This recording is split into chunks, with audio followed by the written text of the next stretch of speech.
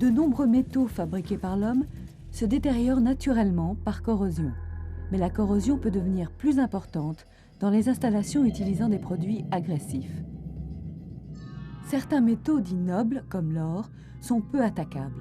On peut même les trouver dans la nature à l'état métallique. Mais la plupart des métaux existent naturellement sous forme de sel ou d'oxyde métallique.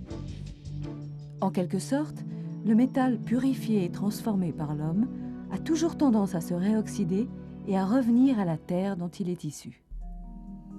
Une des corrosions les plus courantes est la transformation du fer en rouille. Elle peut atteindre toute la surface du métal ou être localisée sous forme de piqûres. À plus petite échelle, la corrosion intergranulaire se propage entre les grains du métal. Dans cette éprouvette, une paille de fer mouillée reste en contact avec l'air. 48 heures plus tard, elle est rouillée. L'eau est montée dans le tube et une partie de l'air a disparu. Pour expliquer le phénomène, descendons à un niveau microscopique à la surface de contact entre le fer et l'air humide. Les molécules de dioxygène dissous dans l'eau attaquent les atomes de fer et leur arrachent 2 électrons, formant les ions Fer2, Fe2+.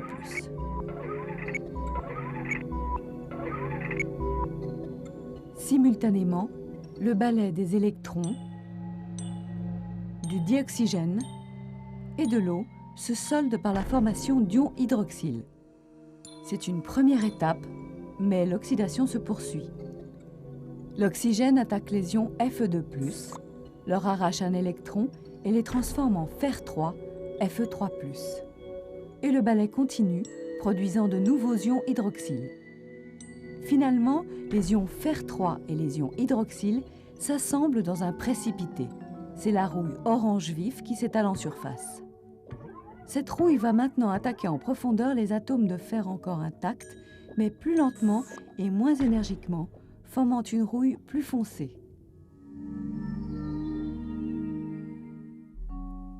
Sur certains métaux, la corrosion a tendance à former un film qui va les protéger au moins partiellement. L'aluminium exposé à l'air est autoprotégé par la couche d'oxyde se formant à sa surface. De même, le cuivre se couvre de verre de gris qui est un mélange de sel de cuivre.